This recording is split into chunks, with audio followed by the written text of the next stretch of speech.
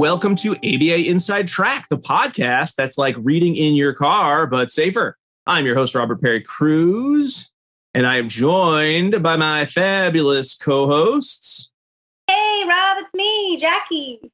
I also am joined by Diana, but she is finishing putting one of our children to bed, so she will be joining us anon, but she is here. And we're also joined, this is part 2, so if you listened to part 1, which you totally should have, you probably expect our special guest, Alan Haberman. Hooray! Yay! Alan's back for our second part of our book club episode. But if you somehow stumbled upon this one, let me tell you, this is a podcast about behavior analysis and behavior analytic research. Every week, we talk about a specific topic. Right now, we're in the throes of Supervision September, and we will be finishing our discussion of the classic supervision, self-help, whatever you want to call it, book, How to Win Friends and Influence People by Dale Carnegie. So if this is the first time you've ever listened to ABA Inside Track, stop listening here. Go download last week's episode or a totally different episode, whatever episode you want to, but this is probably a bad one to start with. And if you skipped a week and you're just listening to part 2, you probably want to listen to part 1 because there's a lot of context that we're not going to rehash on this episode that you will miss. And so it will not be a full discussion of the book if you don't listen to both parts. So just to kind of reiterate everything, we are finishing our discussion of how to win friends and influence people, not because we think it is the number one supervision book, but because it has become a sort of integral part of, I think, what we, at least in America, think of supervision and supervision practices and working with others. And it has been referenced in so many other supervision books, some of which we've done here on the show, that we wanted to give it its due and go through and discuss it at length about what we liked, what we don't like, what needs to change, and why it may not be the best supervision book for your supervisees, but maybe an interesting book for you to read if you are an experienced supervisor. So again, if you are new to the book, great, go listen to part 1 and come back. If you've read this book before, you may be able to get away with just listening to part 2. But again, we recommend you listen to both parts for a full conversation of our thoughts on the book. Last week, we talked about the introduction, historical context, our own thoughts going into the book, and part 1 of the book itself. This week, we're going to finish up with parts 2, 3, and 4. So this week is going to be more about like a specific discussion of just what's in the book. We're not going to go and rehash all the historical context and all the Great Depression. I do promise I'll bring up the Teapot Dome scandal at least one more time. Okay, Alan's shaking his head. No, he might leave. So, okay, fine. I won't bring up the Teapot Dome scandal again. If it comes up in conversation, we'll go with it, but it may not. That might be our last Teapot Dome reference of the year. We'll see. We'll see how it goes. So when we left off, we were on part 2 of the book itself. It's going to get confusing because it's part 2 of an episode, but it is part 2 of the book. 6 ways to make people like you. And then Diana has just entered the recording studio and is ready to go. I know all the ways. All the ways. Hop on the bus, Gus. Make a new plan, Sam. No need to be coy, Roy. Strub off Keeley. Okay, so probably should have gone farther in our discussion before you came into the room then, I guess. Oh, what is that from? That's an old song? Yeah. What song is it? 60 Ways to Leave Your Lover. Oh, that's not we're not doing that book. That's next month. That's next month's book club. Fine. Song club. We'll do the song club coming up. So 6 ways to make people like you. We're going to start with principle 1. Oh, yeah, I jumped in right there in the middle. You jumped in right there. That's what you had. Trying to make people like us. Oh, okay. Become genuinely interested in other people. So again, generally interested in other people. To me, this one read a little bit like the idea of you should be like your coworkers' dogs. You know, everyone loves dogs because dogs are so interested in us, which I don't know.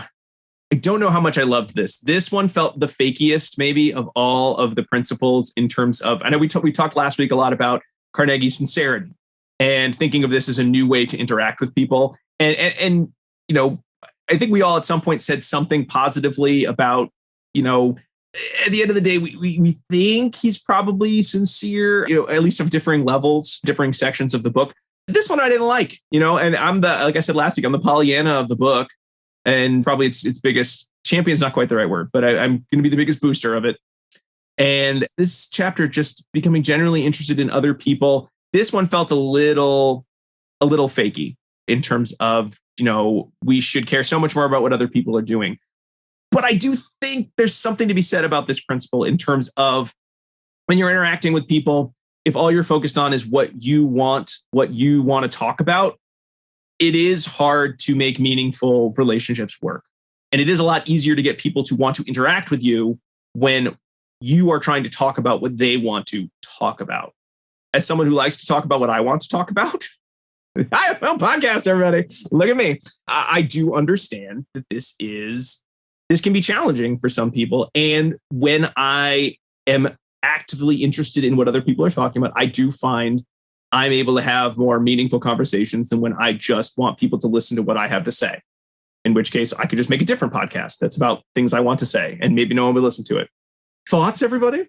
I'm interested why you think this is like any more like sort of smart. I don't know. I keep using the word smarmy or sleazy or whatever, because I felt at least he pulled like some psychology, even if it's very superficial, don't get me wrong, of like the importance of, as a human being, you'll be more successful if you care about other people. Like that's sort of his. I should probably go back and say, you know what? Hearing you say that, I think it's less that I thought this was the most disingenuous, so much as this is the principle I least am interested in following, because I just want to talk about what I want to talk about. So you got me. I think deep down, I just don't want to do this.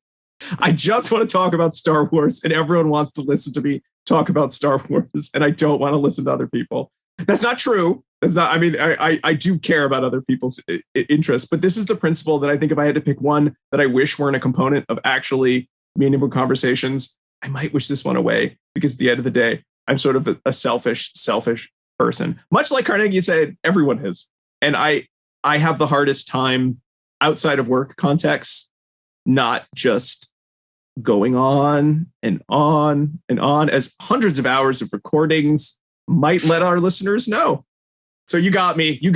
I'm caught red-handed. I'm sorry, everybody. And I will say that is something that in all of the outtakes and cut material, and Rob, you and I really go on some tangents, which is why I can now give you some of the like harsh slap-down feedback that I've given you at moments while we do these book clubs. Rather than, see, this is just one of those things.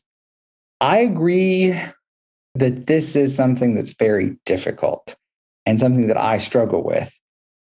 I think it's unfair for you to say that that makes you selfish and all that. That's very judgy. Just like, this is really hard.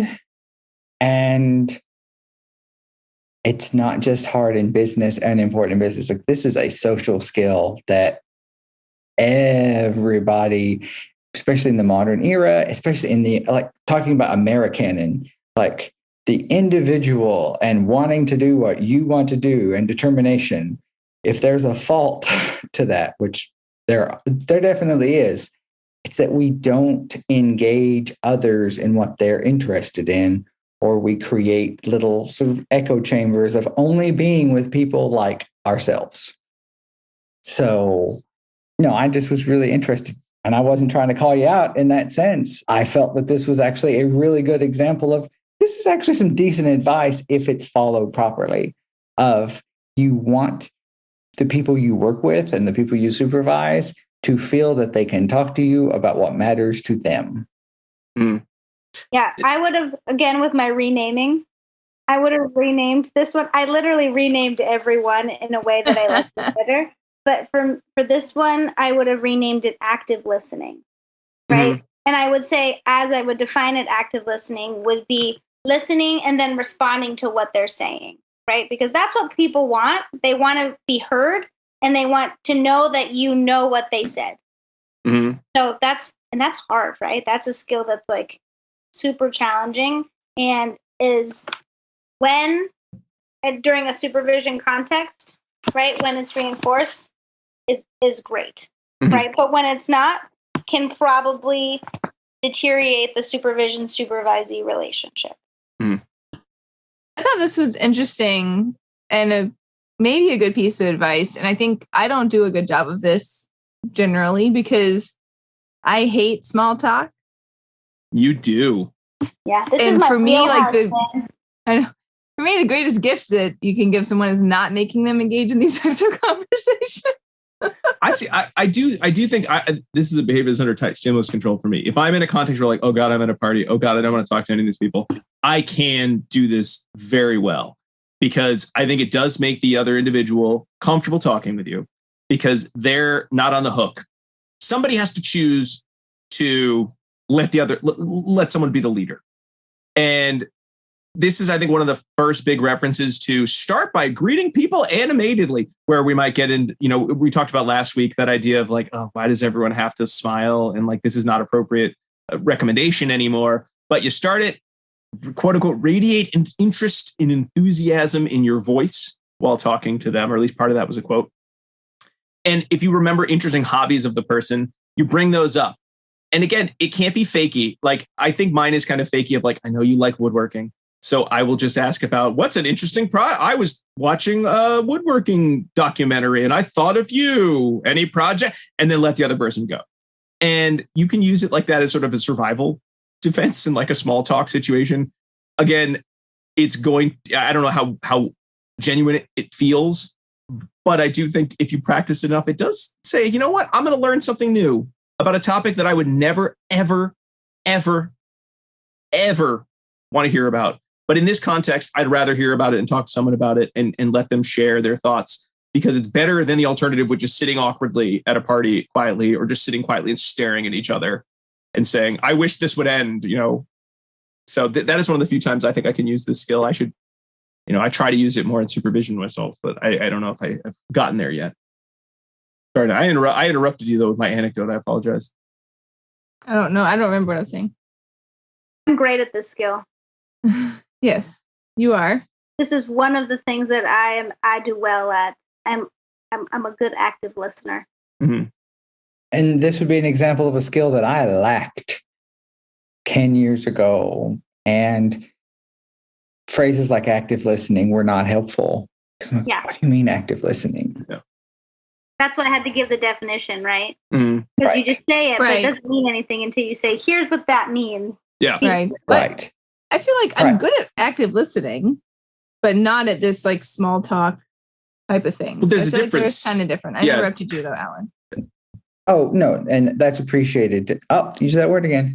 Just sort of an example of, instead of it being the other person has to talk about themselves and you make them and they feel the pressure that oh God, they're going to ask me about woodworking again. I've just been, hey, you should feel free to discuss that with me. And if I have time, I will give it to you.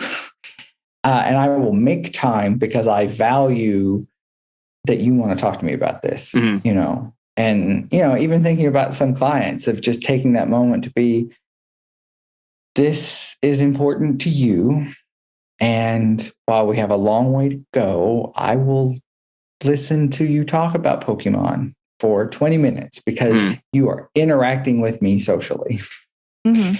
But the flip side of that being, you don't have to talk to me about, Star Trek or Hallmark movies or whatever. It's an option. And, like Diana, you don't like small talk. I would not engage in this type of interaction with you. But thinking about how I might interact with Rob professionally or Jackie professionally, I was like, I had to learn to recognize that it was valuable to some people to be able to discuss what they're interested in, to maintain and build a relationship. Because like you, Rob, I would just go on about what I cared about because I have a very strong personality. No one would interrupt me. I had a friend come back and say, yeah, like you might want to work on that. So isn't that just the worst feeling in the world, Alan? I mean, it's important feedback, but isn't that the worst when you realize, so all those times I just talked about something for 20 minutes straight wasn't the most exciting event that happened to everyone listening to me? Every time I read this section of the book, or every time I sort of think about this principle, I sort of have this like, how many times have I been like, I'm the center of attention. Everyone's loving listening to me. I'm sure this is a highlight of the day. And going back to, you know what? I don't know if it was anyone's highlight but mine. And it's not even my highlight because I'm critically praising this situation, especially like supervision meetings, like where you're like, hey, supervisees, listen to me talk on and on about what I know, because I've been in the field for X number of years. And they're stuck. They have to listen to you talk about it. And while ethically you then, and good supervision wise, you have to then listen to their feedback of, God, please stop talking for our entire meetings and taking them all over. You know, there's always that, like, are they really going to give you honest feedback? Because you still have to sign off on all that paperwork. You know, it's tricky. It's hard. Oh, and Rob, as bad as it is to get that feedback, I think what's worse is I knew that I wasn't having successful social interactions because I wasn't forming like long-term relationships and wasn't forming some of these things as much as I wanted to and that as I was driven to. And so understanding and coming to like work on this skill. And again, part of this does relate to sort of the ADHD and attentiveness that I only found out about when I was in my senior year of college and working at grad school and all of this. It was better for someone who I trusted to tell me that because it meant that they were like, oh, hey, I can tell that you're not happy about that. So there is a flip side of that. And again, this goes back into sort of the presentation by Dr. Fong that we haven't had as much opportunity to discuss of sort of these things. There's multiple perspectives and that privilege is important. And so even the idea of like, oh, it sucks to be told that you talk too much about the thing you love. It also sucks to not have good relationships with the people that you work with, especially if you are in human services. Yeah, that's a good point, Alan. I'd rather be told, you know, I'm saying I'd rather be told, or I think I'm the same in terms of I'd rather be told, hey, this is something I think is making it harder for you to do your job than just to be like, why does no one want to work with me anymore? Why can't I hold a job? Why do I have no friend? It's probably better to get that feedback in the short term than it is to sort of just have the natural consequences of that being your only mode of communicating with colleagues. Oof. All right. So we started off with a real banger here. Let's move on to a really uncomplicated principle that I'm sure we're all really excited to talk about. That's principle 2, smile. We want to, no, I'm joking. If you didn't listen to part 1, we already talked about this one quite at length. We don't recommend this as a supervision principle. We talked about why last week. Don't know if anyone wants to rehash this one or whether in the interest of time, we want to move on to principle 3. I think we move on. Move on. Principle 2 is smile. And what it should say is recognize the room. That's what I, again, would cross it out and recognize what your colleagues, recognize their histories, recognize their cultures, and just recognize the environment that you're in before saying things of that nature. One thing I do want to say in this chat, it's nothing to do with the idea of smiling, but sure. I did feel there was some writing in here where Carnegie did seem to be thinking about happiness as like private verbal events. Like there was some reference to the idea that being happy has nothing to do with what you look like. Being happy is about sort of like the way you're thinking about yourself. He didn't call it private verbal event because that term had not been used at the time. But the idea that... Right, well, it was about, do your emotions dictate behavior? Or can your behavior dictate emotion? Yes, perfectly said, Donna. Thank you so much. Yes. And I thought that was a really interesting take. I don't even think that needed to be in the section on how you should smile at people. Perhaps if we're in another section, we would want to speak more positively about this part of the book. But we don't. We're going to move on. Right. And it's not that you can't be like a happy, smiley person if that's what you want to do. The issue I think that we have here, in case you didn't listen to part 1, is if you were reading this as a supervisor and then making recommendations for your supervisee, it may not go well if you tell them to smile. And you might want to think about why that is and the history that your supervisee is bringing to the relationship that may make it problematic for you in the power position to then tell that person that they need to smile more. Yes. I'm done. Yeah, Principle 3. Principle 3, I love. This is the one principle I can 100% get behind. What is it, Jackie? You got to read it. That a person's name is to that person the sweetest and most important sound in any language. I'm going to cross that out and say, get people's name right. Right? Yes. It is important to call people by the name that they want to be called by and to pronounce it correctly and not give them a nickname that you think is easier. So here, unless they say, please call me by this nickname or call me by this name. Yeah. Yes. This is my favorite principle of all. I love, can I do the anecdote? My favorite anecdote from this section, which is Andrew Carnegie, no relation to Dale Carnegie. This is actually the business guy. And George Pullman. Alan is so excited because I'm going to tell an old-timey story. It's an old-timey story, folks. The Country Bears were here. They were in a big price war about trains, back when anyone cared about trains, when this book was written. The airplane was a dream. No, there were airplanes when this book was written. And the two of them were in this like big price war about who was going to have the best sleeping cars, who was going to have the train cars. And they were just losing money. And they got together and they hated each other. And Andrew Carnegie was like, you know what? We're being foolish. We're losing money. We should join up and make train cars together. Which, of course, if you say that to your biggest enemy, they're going to be like, go to hell. I'm not working with you. I hate you so much. And Pullman said to Carnegie, what are we going to call this new company? And I just love this. Carnegie immediately says, why, the Pullman Palace Car Company, of course. So the idea that just using your competitor's name as the name of the company the two of you would make, while that seems like, ooh, someone with a big ego, they're not going to like that. Who cares? Because at the end of the day, they made a company that made more money than they made in competition with each other because he put the guy's Pullman's name first. And I just love that idea that the using someone's name is so powerful that you could make some sort of multi-million-dollar deal just because you let them use their name rather than yours. I just love that. And I think that does speak to just the power of people using one's name. It is like the ultimate form of flattery. You know my name. You said my name. You use, like, I'll still do it even when guests come on our show and I don't know them personally and they'll say my name.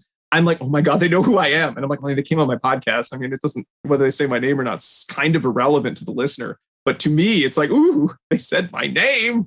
So important.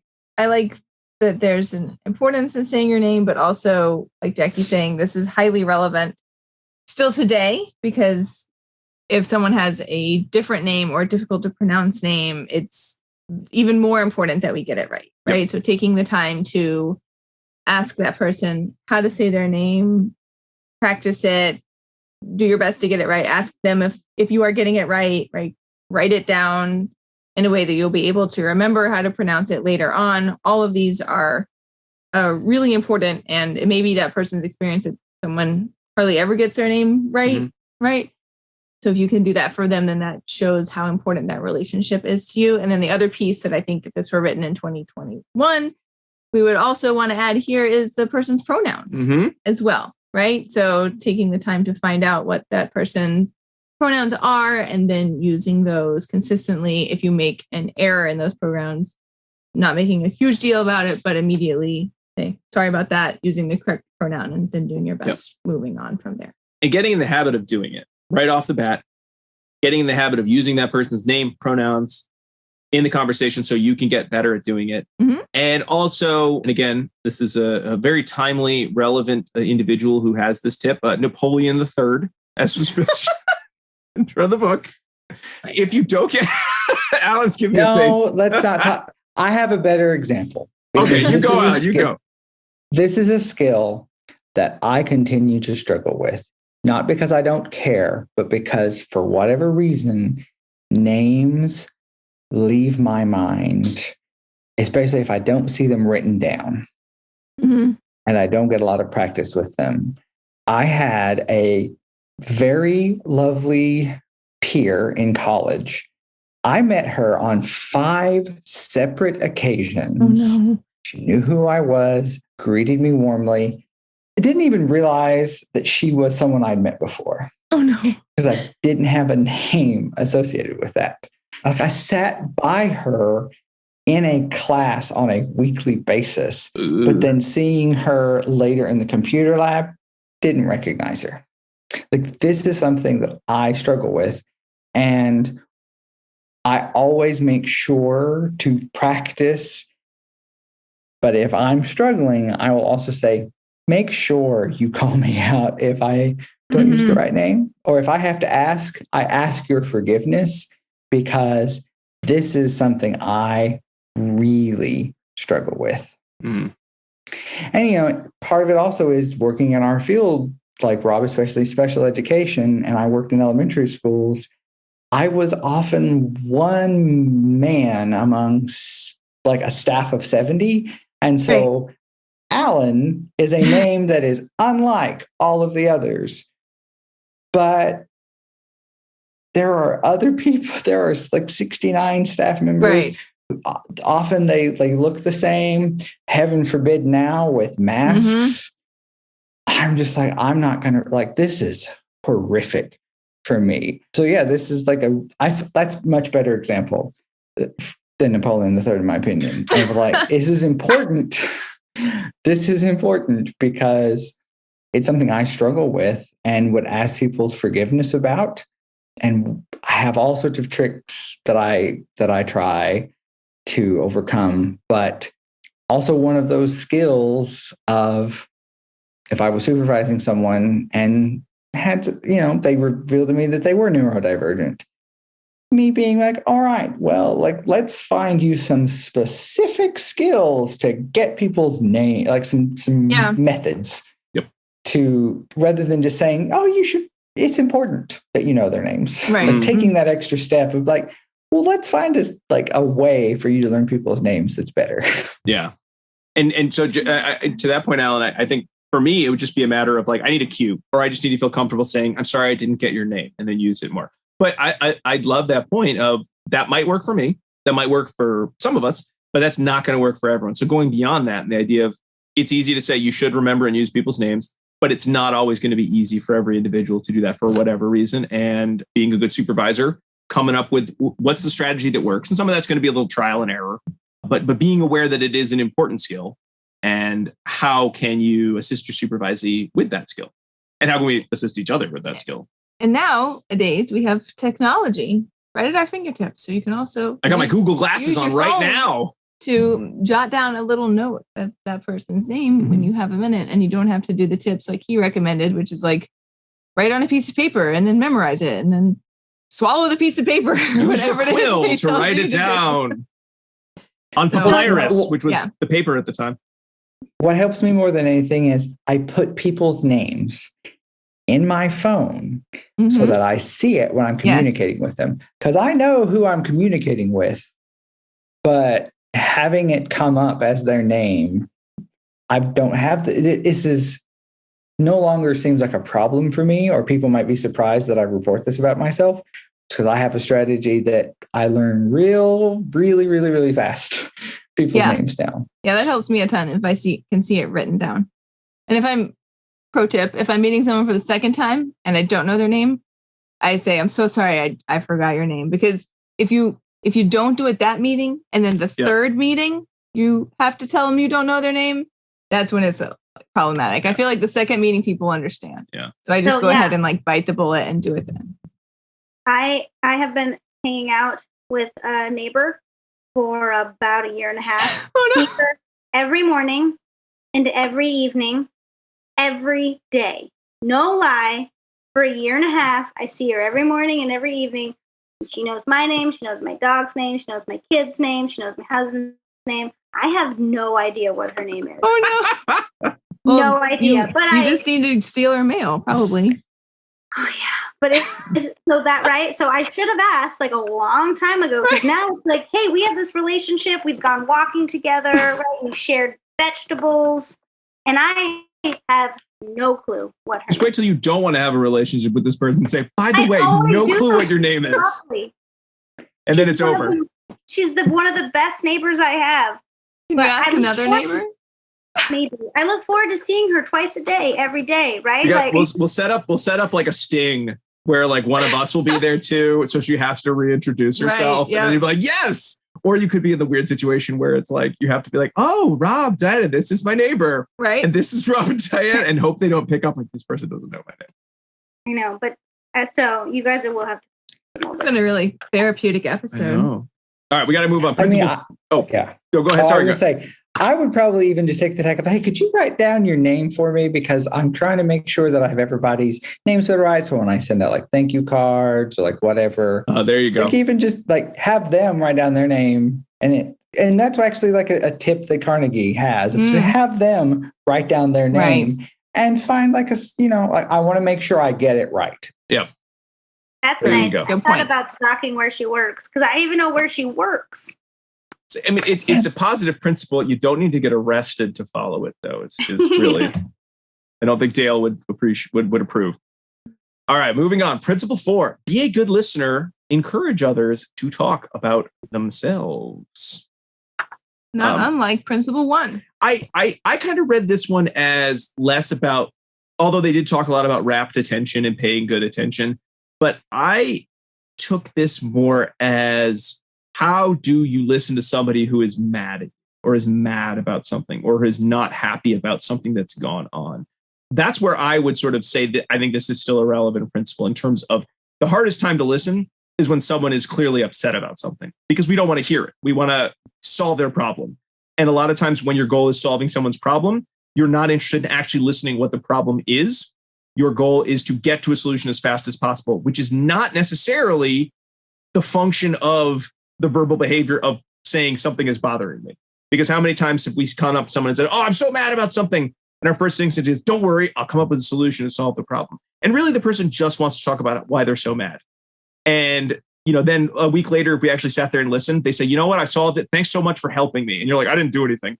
But just the fact that you listened and allowed them to feel heard was the process. That was the problem. I'm upset and I need someone to hear me and to let me know that this is something I'm going through. That is the grain I took from this principle. I don't know if anyone else took that as well, or if they really just saw it as an extension of principle 1. No, I think that's a good example of maybe the principle as it's worded doesn't really reflect the intent as a friend. Not so much at work. I feel that I've been more successful than this in my professional life, but in my personal life, I did jump to making those solutions and offering to help. And it's not what people always want. Or bringing up a piece of other information at the wrong moment and alienating someone that I'm friends with and value because I misread the reason why they're talking to me. And so just learning to check my behavior so do you need me to listen? Do you need me to offer feedback? Making sure that I find a good moment to check in with that person if I am being relied upon. Because I think I realized I did that professionally. And I'm reading you right now of you're mad at me. I just need to own up that I need to change what I'm doing. Or you're mad about this thing. It's important that I know about it, but I don't have to take action about it right now. Because my role professionally is much more clear. Because usually I'm fixing a problem, having worked in libraries and then being a teacher and working with parents. And now in this field, it's much clearer. I mean, I think it also is odd that he phrases this principle or titles the principle as the be a good listener. Because in principle 5, I mean, not to skip ahead, we can talk about both principles, is principle 5 talk in terms of the other person's interests. So I almost feel like 5 has more to do with the content of your conversation in terms of pairing yourself with a new person, whereas 4 has more to do with the idea of listening is a skill, which I think we've all learned in various points in our career. The idea of, we should be listening to people at active listening. Jackie, that you mentioned earlier, wanted to rename some of the principles active listening. Whereas 5, I think, has more to do with just if you're in a conversation with someone and you talk about things they want to do, they'll like you. Which again, I think that's very true with, pairing. Or I talk about Pokemon for 20 minutes with a student. They're much more interested in then being near you. So when you do have to give them an instruction in the future, they're more interested in following that instruction because you've paired yourself with reinforcement. So they know that talking or doing what you say will probably lead to more good conversations in the future. That's kind of how I saw these two. And a lot of the principles do kind of start as the book goes on, really just copy these two over and over. The idea of listen, accept that they're talking about, what is it they want to talk about? And then talk about what they want to talk about. And then where do you switch gears and talk about what you want and how that's going to help them? Where do you just listen and just accept that you made a mistake or that something didn't go right? That does kind of feel like a cycle of principles that we're going to get kind of from here on out in the book. Yeah, same with principle 6, right? Make the other person feel important and do it sincerely. Is usually done by listening and interacting with the person, right? Hearing and responding. Yeah. This one, I think Carnegie did realize principle 6 that critics would, or maybe they had, and that's why it was updated in the book, think less of him. because he repeats over and over and over in this section and other sections the idea that this I think we mentioned it earlier this recording or last week's episode, the idea of saying something, complimenting the hair of a postal clerk, like, it was a male clerk, it was a male, like, I can't believe your hair is so great, something like that. And someone in the class asked, what is it you wanted to get out of him? And then he sort of gets, mildly enraged in the book. Like, what did I want to get out of him? I just wanted this person to feel good, that I had something nice to say. And this, again, is he playing the part of someone who's trying to teach you this new, quote unquote, new way of life? Or is he actually incensed? The idea of, like, no, I can say nice things about people to make them feel good because it's nice to make other people feel better. Now, it's great that it probably will also lead to them liking you and then maybe buying something from you or doing what you say. But if you're just doing it for that purpose, people will read it as fake. That's where it's flattery versus sincere praise. Rob, can I interrupt you for a minute? Cool. Of course you can. One thing I would say too is, again, we need to bring this back to intent, right? So he's saying, how can I make that person feel good? When, like, the mailman tells me I have nice hair, I don't feel good, right? Like, his intent is to, I don't know if his intent is to make me feel good, right? But that's not how it was perceived for me. So I think he gets enraged. I felt that too. I felt it, right? Like, how can I make someone feel better? I just want to make them feel good. But again, it's really not about intent. It's about the other person. So as a supervisor, it's important to read the room, right? And to pick up on those context cues. Because you could say, like, oh, like, wow, I love that outfit today that you're wearing. I would never, ever say that. Oh, no, but you could, right? Like, or I could say it to another female, right? In a non-harassing way, but could be taken as harassing. It could also be taken as demeaning, like, oh, do I always wear bad outfits and this is the one time I wear a good outfit, right? And so I think here again, Mr. Carnegie could really use a lesson in intent. It doesn't really matter what the intent is, it matters how it's perceived. Unfortunately, he died before that concept was invented. So Dear Dale. In the 50s. So he missed it. Maybe he would have. I don't know. I'm kind of curious if he had lived longer, would he be listening to something? They'd be like, yeah, you're right. I do need to do. Thank you. Like, I wonder if that would have been the process. I didn't know. He was dead in 1955. So it's not like we didn't get to any of these conversations back then. You can resurrect him at Halloween. Yeah. But the point is, if you're going to give someone a compliment, let's not make it about their appearance. Yes. So one thing I kind of want to ask, kind of want to get people's opinions on, we talked about what compliments would be appropriate, would not be appropriate in terms of workplace and intent. Would this be true for even skill-based statements? Because I always felt, quote unquote, safe in the idea of if I said something about a job someone did, there's no way it could be perceived inappropriately. But I am increasingly wondering if I'm just making a big assumption there. And even statements about, like, your penmanship is like, even those could be construed in a way that I did not mean, but also really sour a relationship. Am I? You are. Okay. Yep. Okay. So and you know what, to be fair, Rob, I have learned this as well. I used to think that anytime I could specifically praise a skill, like, wow, I really love how you are doing, blah, blah, blah, XXX, job specific, nothing else. If that person doesn't appreciate that sort of feedback in that way, then it can be construed as demeaning, right? Or anything else. And embarrassing. Yeah. Yep. Mm-hmm. And, it took me, it took me a few students to tell me, when I'd meet with them, I'd say, okay, how is class going? Right. This was specific in the class role playing scenario, or, at the clinic where I supervise. How's this going? I would like some, really honest feedback on how you think I'm doing. And I had two students say, quite frankly, this makes me uncomfortable. And I'm like, oh, great to know. Never would have thought about that, right? Here's how I'm going to change it. And then, right, having to be very mindful because it was how I had supervised in the past. So it was a behavior that I felt comfortable with. And so it was harder to change. But once it was changed, then I could go back and say, how am I doing? Right? Here's the steps that I'm actively taking to make you feel less like more comfortable and supportive in this situation. How am I doing now? Right? And getting that feedback. And so that has taken me a while to get there. Not on like the first time I was like, oh, I'm a great supervisor. I'm nice. People like me. Right? But it doesn't matter if the supervisee doesn't feel that way.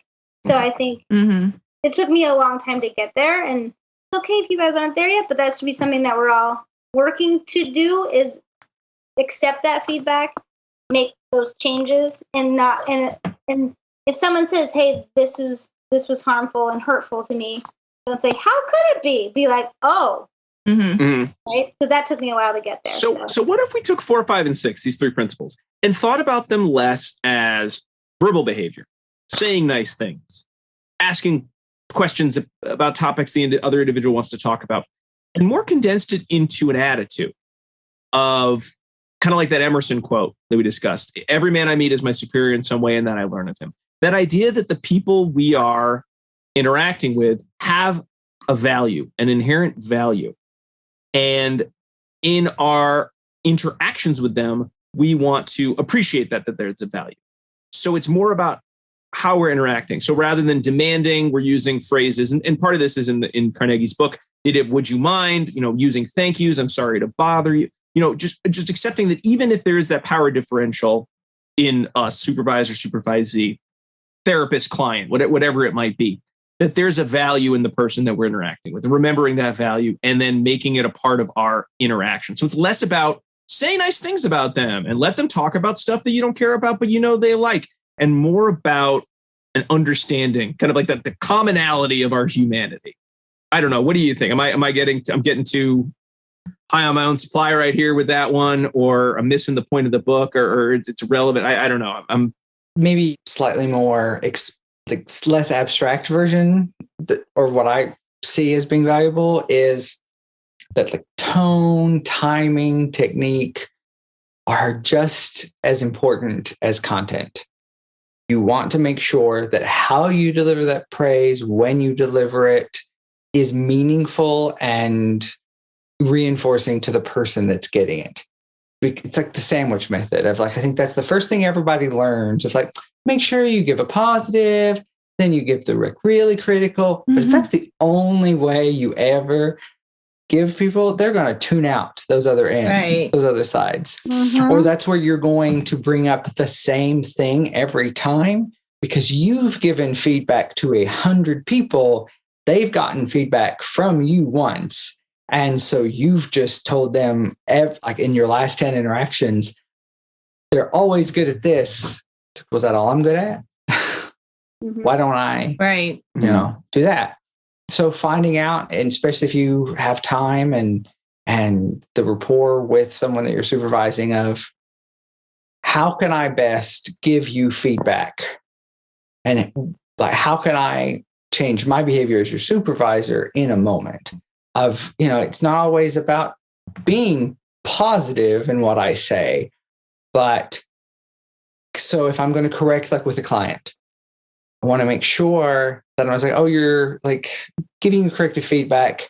I feel comfortable giving you that feedback, but then knowing that I really need to make sure that they have success, that I coach them with that client in a skill that is relevant so that they have an opportunity to get practice with it and feel successful with it. And then I don't have to tell them that was successful. That was great. It was great for this reason. Maybe they have enough experience. That was obviously so much better than what I had been doing. We don't even have to address that. What's important for this person is that I, as in coaching and training them, make sure they have an opportunity to be successful with the client in that moment. And then the other feedback I give them, we can review in the moment, later. And, because it's important that I cater to that person. That's perfect. That's perfect, Alan. Thank you for taking my vague idea and adding real specific take-home advice to everyone about where you could use these ideas and where this is relevant and how to have those conversations. So you're welcome, Dale. We updated your book again with some great advice. Or you're welcome, Jackie, because now you can rewrite this and be, the new edition. And Dorothy, I'm going to call Dorothy back from the grave as well, because I think I think Dorothy did a good job. She knew what she was doing. Good old Dorothy. But anyway, all right. Me and Dorothy. Well, that's it. We finished part 2, not of the episode. We finished part 2 of the book. It's getting confusing now. Let's take a quick break. When we come back, we're going to come around the bend and wrap up How to Win Friends and Influence People. We'll be right back.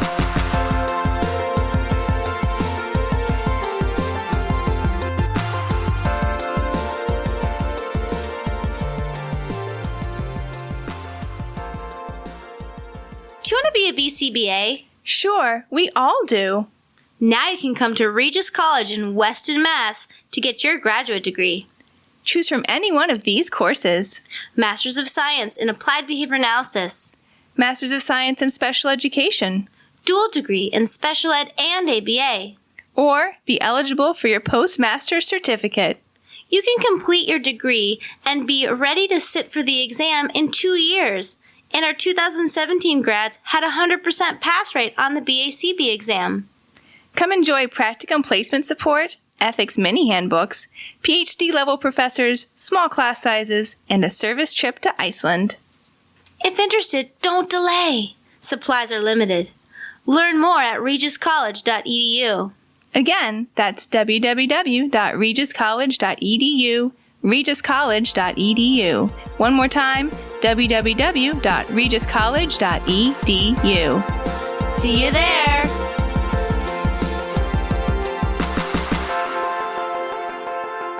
And we are back talking about How to Win Friends and Influence People by Dale Carnegie. But before we get back to the conversation, I want to remind listeners that ABA Inside Track is ACE approved. And by listening to this episode, you're able to earn 1 Supervision CE. All you need to do is finish listening, then go to our website, abainsidetrack.com/getceus. That's GET-CEUS, and enter in some information. So make sure you finish listening because you're going to need 2 secret code words. I'm going to give you the first of those secret code words right now, and it is wrapping. WRAPPING, like wrapping paper for a present. So when you're complimenting someone on their great hair, give them a hairbrush in wrapping paper. No, don't do that. That's just my funny anecdote. Definitely don't do that. Quote unquote funny anecdote. Wrapping is the code word. That happened to me one time. Really? Yep. Some like rando just gave you a present? Someone that I used to work with gave me a hairbrush and said that my hair looked like a raccoon's nest. Oh, that's good. So they didn't actually compliment you with the present. They insulted you and gave you a present. I don't think it was supposed to be an insult, but maybe. Oh, maybe they read How to Lose Friends and Make No One Listen to You by I still like Dale Carnegie. But it did hurt my feeling. That's crappy. That is crappy. Should I come up with a new secret code word? Or are we still good? We're good. Okay. All right. So since we are coming to the end of the book, one of the downsides of this book, and certainly the way it's been written and updated, is that I think you do start seeing a pattern in terms of some of the principles and the tips. In that part 3, how to win people to your way of thinking, is sort of using the principles you've already learned about and with some more specific examples. And then part 4 on leadership really is, hey, if you didn't understand a single one of these principles or you don't know how to use these principles in your business, I'm going to spell it out for you exactly which ones to use. So it almost feels like the Cliff's Notes version of the book you just read. So for these 2 sections, we're just going to go through the principles, list them out for all the listeners out there, and then we'll sort of hit on a few of them that were the most relevant or we thought were the most different or had the best examples given all of the principles that we've already been talking about in these episodes. So they're not going to get quite as much discussion because, again, we've kind of discussed some form or section of almost all of these going forward. So part 3, how to win people to your way of thinking. This is the longest section. Well, it's actually the longest section of the book. It has the most principles, though. It's not that long because, again, a lot of these principles, you're sort of hearing them over and over again. So I'm just going to read them off, and then we'll kind of go back around. I was just going to say, I love the length of these chapters. Oh, yeah. They reach like 2 pages long. You're really flying through life. Boom, I did it. Another one down. 12 principles. Yeah. So principle 1, the only way to get the best of an argument is to avoid it. Principle 2, show respect for the other person's opinions. Never say, you're wrong. Principle 3, if you are wrong, admit it quickly and emphatically. Principle 4, begin in a friendly way. Principle 5, get the other person saying, yes, yes, immediately. Principle 6, let the other person do a great deal of the talking. All right, I know we talked about that principle already. Dale, come on. Principle 7, let the other person feel that the idea is his or hers. Principle 8, try honestly to see things from the other person's point of view. Principle 9, be sympathetic with the other person's ideas and desires. Principle 10, appeal to the nobler motive. Principle 11, dramatize your ideas. And principle 12, throw down a challenge. All right. So kind of going back through those principles, there are a few in here that I think we could talk about a little more. But again, a lot of them really are reiterating the idea of, make sure the person likes you by letting them talk about themselves for a while. I do want to spend a little time on some of the first few principles. The only way to get the best of an argument is to avoid it and never say you're wrong to another person. And if you are wrong, admit it quickly and emphatically. I do think these are still very important. If you make a mistake, you should own up to the mistake. I don't know, has anyone here, I'm sure we've all done this, ever tried to tell someone when they're telling you you're wrong, no, you're the one who is wrong? Has it ever gone well? Did they say, you know what? Thank you for telling me I was wrong. I think you're right. I was wrong. Apologies for everything I just said. That's never happened, ever. Nope. But when you say, oh my God, thank you so much for pointing that out to me. I can't believe I did that. I never want whatever you think to be, I apologize in the future. Here's what I'm going to do. Immediately, everyone's like, well, no, I don't, I'm not that mad about it. I just want it. It's like, it works every time. Now, again, you can use this phonally to get out of ever getting in trouble with people, or you can use it as a means of accepting and learning from feedback. That's how I like to do it. I think we all would like, I will assume that we all want to take feedback that same way. The idea of when we're wrong, we admit it, and then we learn from it. I think that's where Dale's coming from in the book. The idea of admitting you're wrong, not just to get out of people being mad at you, but as a part of that empathetic listening. Part of hearing what people are upset about or how you messed up is actually listening to what they have to say rather than immediately jumping to defense mode. Again, I think that trying to think of sort of alternative words, that's because sometimes we are mincing words because, again, it's a 100-year-old book, even, or 40-year-old version of a 100-year-old book. Things like being disarming. If you find yourself in a confrontation, whether it because this is important to the win friends as well as influence people, of instead of getting defensive and defending like the book, like Rob, you and I are talking about this book, we could get really easy to, it could easily become an argument of like, but no, Carnegie is like, doesn't mean anything bad. And it would not be productive because we're hammering against the book and against each other. I mean, like, I think that it is important that we're going to have a disagreement about this. I don't want to make it seem like I care more about this book or this topic or whatever it is that we are having an argument about than I care about you as a person, our relationship, our working relationship. And then if there is something that needs to be addressed, coming back to that, saying what's most important is that you feel respected and that your opinion is valuable and that I'm not attacking you or you don't have to be defensive. I find that is what sort of Carnegie is saying, just doesn't say it very well, in my opinion. Yeah. And something else that I took out from this, that if you are in a supervision, whatever they're called, supervision relationship, group moment, session, supervision session. I'm like, what is that moment called? And it does get heated, right? It might be time to back away. It might be time to take a break, right? Because if you are in an argument with someone, neither one of you is going to win by saying like, hey, calm down.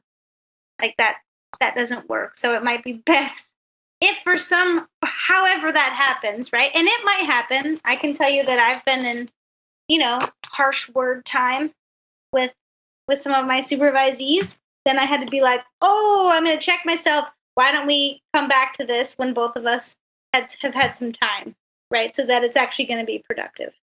That's kind of where I got from that one. And I agree, right? That you shouldn't be arguing loudly with your supervisee. And Carnegie even has a step-by-step how to diffuse an argument or diffuse a disagreement section. And I did like how this was written. Again, whether it was an update from Dorothy, whether it was, in the original work, really that idea of disagreements are something that we should welcome. And the context of a disagreement is somebody cares so much about whatever it is we're discussing that they want to share a thought or they have a different opinion that they think is relevant to doing the best we all can. And it's really hard when you learn to make that the context. Alan, I'm never going to get mad at you when you're on the show and you and I disagree, because I know you're not doing it because you're like, I came on the show because I hate that Rob Perry character and I'm going to teach him. You come on the show because you want to improve the field of behavior analysis. You want to help us improve this show. So any disagreement we have is in a context of growth and learning. And I've always found that exciting. So it's really hard to think of ever getting upset about it because that is part of the disagreement. It's meant to improve the situation. And I think the more fluent we get in accepting that most disagreements are going to be from that context and we have something to learn from it, because again, we're following maybe some of the other principles or we're just appreciating the other people that we're interacting with, the easier it is to avoid arguments turning into enmity and having them turn into really meaningful discussions about what are some things that I was not taking into account from my perspective. And I'm glad I have that. Maybe it won't change my mind. Maybe it won't change the total outcome, but at least I'm thinking of things in a way that I wasn't before. And that can only help. I can't think of a situation where learning more actually made a situation worse. No, and I think that's important. Like number 10 for Carnegie is the appeal to nobler motives. And again, this is something I'm working on thinking about when we first talked about this book. Yes, you reacted very reasonably and kind of like, I had never even thought about that. However, I was heated, late, we were tired, kind of like we are now. And because I needed time, just as sort of Jackie was saying, to go away from that, come back. And even if I didn't have a sense that you were upset about that interaction, if I always approached you that way, you would wear like someday I would maybe. My guest spot on the podcast would disappear, because it's important that I recognize that I was being very intense and that you weren't trying to be aggressive about recommending a book that I hate, but that yeah. It wasn't personal. No. Yeah. But it could seem personal, especially again, thinking about the relationships is we've had enough opportunity. This is a low stakes environment of what we're doing. Thinking about working with clients with a lot of needs, man, things can clash real easily. And thinking about like where parents, like if I'm upset about something, I'm probably not going to be giving them credit for trying their best, whether it's a parent, a supervisor, a client, even that. And I can't make them stop behaving that way by being angry about it. I need to find a way to change my behavior to improve the situation for us all. Because I can only control my behavior. And to do, like, again, that goes back to appealing to noble motives and avoiding argument can, sometimes argumentation, I think you and I could argue all day long and it'd be fine. I have supervisors that way too. Other people, not so much. So just knowing what's the appropriate way to communicate, what needs to be forgiven because it was a step too far, what doesn't have to be addressed, that kind of thing. Yeah. So, that covers a lot of the principles here. Just again, I think some of the let the other person do a great deal of the talking. I like principle 7 in terms of let the other person feel that the idea is his or hers. I think this is more one that this could be misused. I think if you don't have a high level of expertise with supervision, because it's not so much conning the person or trying to get them to, be steamrolled by the privilege you have as their supervisor or as the knowledgeable therapist. It really is more having listened enough, having problem solved enough that your level of expertise as someone who's done this for a while just makes enough sense to the person that there's a better chance that they might take your advice. Doesn't mean that they have to take your advice or they're forced to take your advice or even that they should take your advice necessarily, but that the person feels that what you gave them was information in a friendly, empathetic way with an understanding of where they're coming from, that whatever idea is the eventual idea that gets chosen, they feel they were a key part of it. And if you're lucky, your education and all your knowledge was helpful to them to the point that they want to do what you have to say. Because it is nice when people listen to what we have to say. Doesn't mean that we always have the right answer necessarily. But if we think about this as, interpreting this to the situations that we are more likely to be in, our relationships with our trainees and supervisees is one of learning opportunities for them. And I think that this particular principle can translate really nicely to that, right? Because I've done this a lot before is, you say, okay, we have this situation with this client. We want to figure out how to best address it.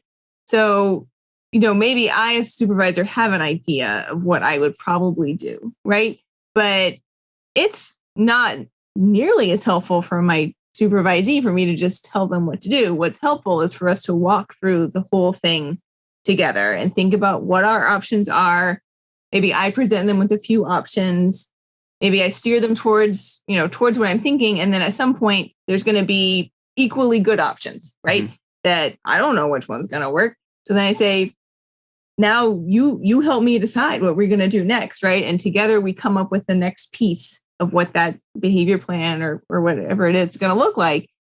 They've contributed, they're going to be invested, and they're going to be interested to see if this worked out the way that we were anticipating it would. And the difference between just doing what someone tells you to and being involved in the planning of the process as far as what you learn from that scenario is hugely different. So it's not just like, oh, let me make them think that it's their idea, but that they're involved in the decision making. And it was our idea together is going to teach them so much more about how to actually be in that clinical position sooner rather than later. Yeah.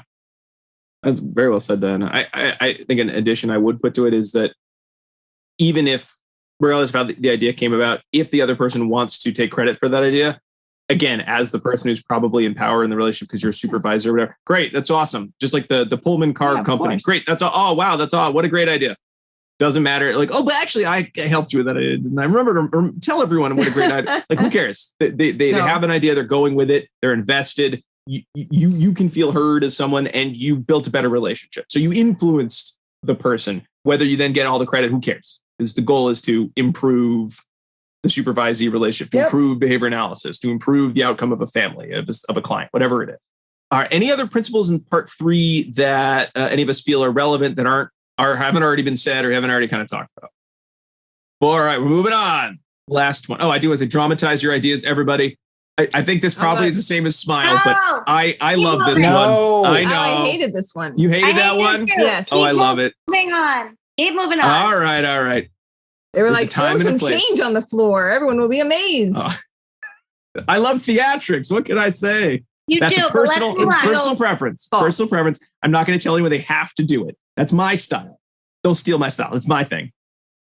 Part 4. Be a leader. How to change people without giving offense or arousing. And again, as I put in my notes, this chapter is the least quote unquote amazing because I think it's really like if you don't understand a single thing that has been written in this book, here is the Cliff's Notes version. I'm going to shove it all together and say, as the boss, here's how you can use these exact same principles. So there's nothing in here that is brand new. It's just a packaging of what you've already heard about. And this was a section that was not actually in the original 36 edition. So this one has been added to over time.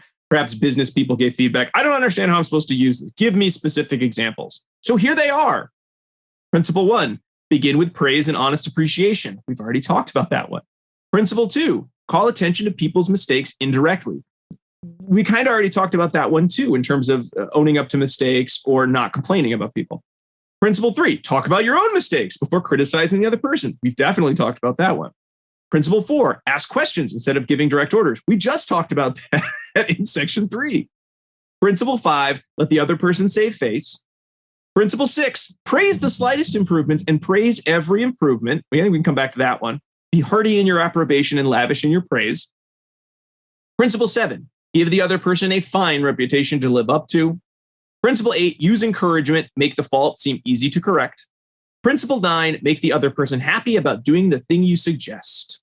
So again, the first 4, we pretty much already talked about. I think 5, that's good supervision if you sort of think about teaching as, learning opportunities rather than chances to tell people how they did something wrong. Principle 6, though, I think we should talk about it for a second. It's our second Skinner shout out in the book. The idea of praise to increase desired behavior, in which Skinner is referred to as a great contemporary psychologist who has shown by experiments with animals and with humans that when criticism is minimized and praise emphasized, the good things people do will be reinforced and the poorer things will atrophy for lack of attention. There's also some shaping discussed in Principle 6. Jackie, I would think you would have loved Principle 6 here because it gets into the idea of feedback and shaping, very specifically in terms of supervision. I did not have any qualms about Principle 6. Okay, that's your lavish praise for the section. I had no qualms. I would not go back in time and rewrite Principle 6. I might take out the be hearty in your approbation and lavish in your praise part. Well, that was a quote from some. Who cares? I wouldn't have put person. it there. Right. Okay. So if I'm rewriting this, I'd take it out. Okay. Yeah, because it's a fixed interval, or very low variability in your reinforcement. People are not going to care if you praise them every single time, all the time. Yeah. They don't care. It's the precision of the quote that is a big problem. I hear you. Okay. All right. Yes, I would take it out. Not necessary. Okay. And then if it's in there, then someone's going to have to look up approbation in the dictionary. Who? Me. Just saying. Yeah, I don't think I know what that means. Right. Makes me think of probate court. Oh, no one wants to think of probate court. When I looked it up, it was like a critique. Gotcha. Yeah. But don't put Probate. words that people don't understand in, right? Mhm. Well, maybe at the time. Yeah, sure. I liked 7. 7? What'd you like about 7? Yeah. Give the person a reputation to live up to, right? So you expect a lot of them and you let them know, and then that helps them to think a lot of themselves if there's self-esteem stuff going on there. And See, this one, I like the principle, but this is actually one where I felt the precision of what to do and how to do it was not clear enough. Because if you just go around telling everyone, I expect you to be the most amazing person ever, it's not going to result in significant change. Is there anything wrong with doing that? I don't know. If you do it to everybody, eventually they're going to say, he says that to everyone, don't listen. But this one more felt like kind of a tail end of having an actual interest in other people and trying to learn from others. It kind of felt like an extension of that rather than, I think, a tip. I don't know. I don't know if I'm making that point clear. I don't know. I mean, I think I like the principle, but I don't know. I feel like this is one that you could do wrong very easily, just the way it's written. It needs more specificity. I read it as whatever the opposite is. Approbation. So it basically just means praise. Yeah. Mm-hmm. Okay. I was just going to point out, I actually like number 5, maybe not exactly how Carnegie means it, of let the other person save face. Obviously, letting someone, get out of a tough situation is important, but also thinking, especially in a supervision relationship, if someone comes and apologizes to you about their behavior, don't have to dismiss oh, it's not a problem. You don't have to apologize, but I appreciate that your apology. I want you to know you don't have to do that all the time, but if you feel you need to say it, I will listen. Because maybe it's important to that person that they do apologize and correct that behavior. And they want you to understand that in their mind, they've overstepped a boundary. May not have been your boundary, may have been their boundary, but I just like that. Yeah. As an example, that I think we often are uncomfortable when people apologize for something. I do want to quickly say I like principle 8, make the fault seem easy to correct. And again, I think this is one that you can go overboard with, but this is very true when you're talking with supervisees, when you're talking with clients. if you focus on like, well, after 10 years, here's where we want to be, everyone's going to get like, that's too hard. Like we need to start with achievable goals that can be, you got to contact that reinforcement as quickly as possible when learning a new behavior. And that's true about supervisees. It's true about clients who have a goal, a behavior change goal, and, not being dishonest about what needs to be learned, but focusing on here's what's right. And here's the next step. That's how I always think about my feedback of here's all the things you did right. Here's the piece I want you to add on. That's what my feedback is going to be. And, for the most part, at least the feedback I've received from people receiving that feedback has been positive because it seems like I can do this. It feels like something I can accomplish quickly rather than here's 100 things you need to do. You can do 2 of them. So you got 98 to go. Nobody wants to start there because it is very hard to contact reinforcement when you're not even close to the final goal. And this principle also did use I thought was a nice example of kind of a neurodiverse example with a student with a traumatic brain injury and sort of the, accomplishments when, the parent, rather than focusing on all the things they couldn't do, focused on, well, here's the thing that you want to work on and here's your goal. And let's start with just one simple skill that you can practice and then practicing it and then building on those successes rather than just, there's nothing you can do about it. Sorry, your brain doesn't work that way. You're never going to be, an engineer was, I think, the student's goal. All right. And then any other principles in section 4 that we don't think we already talked about at length in every other section.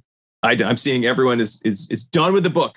I do want to say this book wraps up badly. If you write a book, have a great, super strong conclusion, or I don't like you. You have to have and this book just sort of, that's it, section 4. And then there's like a piece about Dale Carnegie and, here's where you can get more information from the Carnegie Institute.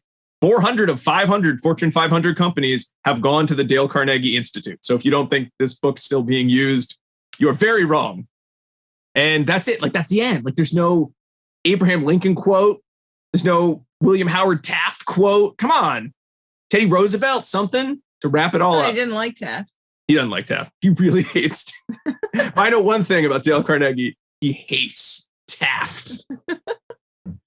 We were at the Hall of Presidents recently. When Taft came up, I booed. I said, boo, get off the stage, you robot Taft. I will say in his defense, there is an art to wrapping up cleanly. That's our cue. It's not what I've learned, Alan. I'm sorry. No, cue to go. I hear the cue. That's it. We did it. We discussed the book. We did hopefully not ad nauseum, but we discussed the book at length. That's it. We have gone over how to win friends and influence people. Final thoughts. Everyone give a really quick, concise statement about your thoughts on the book. What is its place in Americanon in your opinion? Alan, you have I think the weakest opinions of us all on this book, so maybe you should go for. I'm kidding. You have very strong opinions. Please, as our guest, please start us off. I think you listen to these 2 podcasts. Put the book on the shelf. Never bother it again. Never mess with it. Not important. If you are interested in it, fine. Find something else, please. Like whatever lessons you learn, find a more modern example that's more relevant because Harding and Taft and the Teapot Dome don't matter. There's our promised second reference to it. We did it, everybody. All right. Diana, what do you think? Final thought. I still think what I said in episode 1, but I'm not going to say all that again precisely. I think that there are some potential components here that are useful. If we are interacting with other people, it's not just about us. It's a relationship between the two. And there are ways in which we can improve that relationship, make the other person feel valued and as an equal participant in that relationship. And that will improve both people's experience, no matter what the desired outcome, whether it's money exchange or knowledge exchange or whatever, service exchange. So there's some pieces of that I think that we can take away from this, but the, rich and varied context in which we live and which we always should be considering when we're working with clients, students, supervisees, etc., is largely missing from this book. And I'm not exactly sure how you would infuse it into this book. Maybe instead read a different book. Okay. Jackie, how about you? I think this book belongs in in the past. That is where I believe it belongs. I don't believe it doesn't belong in the future. And I think it would be useful if this is still on the bestseller list for a behavior analyst to do a retake, right? How we have been throughout the book saying what we would do and what we should do. Someone should do that, and then that is what we should be using. Because I wholeheartedly agree with Diana that if we just follow these in a nutshells after each part, we're missing the complexity of interactions and the rich cultural experiences that we could be a part of. You know, for me, I think there's a lot in this book that I might still recommend, with a lot of caveats, with a lot of more modern examples, and with a lot of context that you're not going to get by reading the book itself. I have used some of these principles as a part of my supervision, working with other individuals, and I've mostly had positive outcomes. However, that in itself doesn't mean that just do what the book says and you're going to have positive outcomes. So unless I think you're maybe like Hollywood's idea of the worst kind of businessman that ever lived, like think about a movie with a bad business person. No. Specifically like a white businessman that is the villain of a movie. If you are that person, you could probably read this book and use some of the principles and become a better human being. If you're not that one specific person, I think I have to agree, this kind of goes by the wayside of not exactly historical curiosity, but more like you could learn to do all of these things reading other supervision books that are more modern, more tailored to what you're doing, and maybe come back around to this as like, I'm kind of curious where the primary source of some of these ideas came from in American history and how it relates. And I'm going to bring all of my already current knowledge of supervision and the science of working with others to my understanding of this book. So in that case, I would recommend it. But like if you've never read a supervision book, this isn't the one you're going to start with. Again, unless you are the villain in a Hollywood movie, the white businessman who's the super villain and they have some sort of evil plan, then maybe this book would be for you. Other than that, though, not the first book for anyone. But I do still have some positive things to say about it. And I said them, so I don't have to say them anymore, I guess. One caveat is if the supervillain businessman reads this book, they're just going to think that they're the junk, like that they're the best. So I would not recommend it to the supervillain businessman. But I mean, we got to do something for that supervillain business. Otherwise, they're going to, get shot by RoboCop or whatever happens to the bad super business villains at the end. You got to give them a shot. At least try to read this book. Maybe they'll take something positive from it. I need to put them in the country, make them find a partner. What? I'll make it into a Hallmark movie. Okay. Like he had to go back to his old hometown and learn some important lessons from his high school sweetheart or whatever. Okay. Yep. I get you. I thought you were like, they have to go to the country. It's like, what kind of weird policy is that? Okay. All right, everybody, that's it. We did it. How to Win Friends and Influence People. We closed the book. It's on the shelf. We did it. Listen to our podcast if you are interested in learning more about it. I mean, again, if you're an expert, maybe come back to it in the future if you want. But we're not even sure if that's relevant. Well, thanks, everyone. Thank you, Alan. Thank you, Jackie. Thank you, Diana. We did it 2 whole long episodes about this so that people can get another Supervision CE. But I should probably give them their second secret code word so they can earn that CE. It is treasure, or treasure as some people pronounce it. TREASURE, like pirate treasure, which didn't exist. Pirates didn't keep their treasure, folks. Sad to tell you. Or, a special thing that you have, like your signed copy of Dale Carnegie's How to Win Friends and Influence People, which I know not to get Alan as a birthday present. He would not treasure it. He would probably be insulted that I gave it to him and hadn't listened to him for all these podcasts. Didn't you love this book, Alan? I remember we talked about it. I thought it was your favorite. No? He's giving me a face. All right. Treasure. And with that, we come to the end of the show. Thank you all for listening. If you liked ABA Inside Track, please subscribe on Apple Podcasts, Spotify, Stitcher, or wherever you get your podcasts. You can find us a lot of other places if you're interested in interacting with us on social media, wherever we're as ABA Inside Track, Facebook, Twitter, Pinterest, Instagram. You can find these posted on YouTube as well with the YouTube subtitling feature. If you'd like links to any of the other references that we talked about in this episode, or link to purchase the book or whatever, or to find all of our old episodes or to purchase CEs, go to abainsidetrack.com. If you want even more book clubs, well, you can join us on patreon.com/ABA Inside Track, where for $5 a month, you can get access to episodes a little bit early, as well as some extra bonuses. And for $10 premium subscriptions, you can get even more book clubs. We have all the 3 from last year. We'll have another 3 coming out this year, in addition to this book club as well. So that's patreon.com/ABA Inside Track. Thank you all again for being here. Thanks to Dr. Jim Carr for recording our intro and outro music, Kyle Sturry for his interstitial music, Dan Thabit of the Podcast Doctors for his editing work, and Hollis Urban from Sycamore Workshop for his visual design. We'll be back next week with another of our Supervision September episodes. But until then, keep responding. Bye. Bye. Bye.